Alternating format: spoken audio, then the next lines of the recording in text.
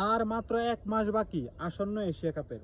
আগামী সেপ্টেম্বরে আরব আমিরাতে অনুষ্ঠিত হতে যাচ্ছে এশিয়া কাপ 2025 টি-20 ফরম্যাটে। আজকে আমরা কথা বলবো বাংলাদেশের হয়ে কোন 4জন প্লেয়ার এই এশিয়া কাপে সবচেয়ে বেশি আলো ঝরাতে। তো আমার দৃষ্টিতে মনে হচ্ছে লিটন দাস 4 নাম্বারে লিটন দাস থাকবে। এই কারণে যতই তার খারাপ ফর্ম যাক না কেন, সে একটা বড় প্লেয়ার, বড় মঞ্চে যে কোনো সময় জ্বলে উঠতে পারে এবং তার এই অভিজ্ঞতাটা রয়েছে। আর 3 নাম্বারে আমি যাকে রাখবো সে হচ্ছে পারভেজ হোসেন ইমন।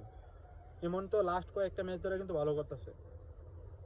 সুতরাং আমি এখানে আমার দৃষ্টিতে, আমার মতামত, আমার আশা যে ইমন বাংলাদেশের হয়ে সেরা 4জনের একজন হবে। তারপর 2 নাম্বার থাকবে তানজিদ হাসান তামিম, তারই সহপাঠী, দুজন একসাথে ওপেনিং করে। তো আমার দৃষ্টিতে মনে হইতেছে তানজিদ হাসান তামিম এইবারের এশিয়া কাপে বাংলাদেশের সেরা 4জন পারফর্মারদের মধ্যে একজন থাকবে এবং কি সেরা 2জনের একজনে থাকতে পারে। আর 1 নাম্বার যার কথা বলবো সে আর কেউ না, আমাদের মুস্তাফিজুর রহমান।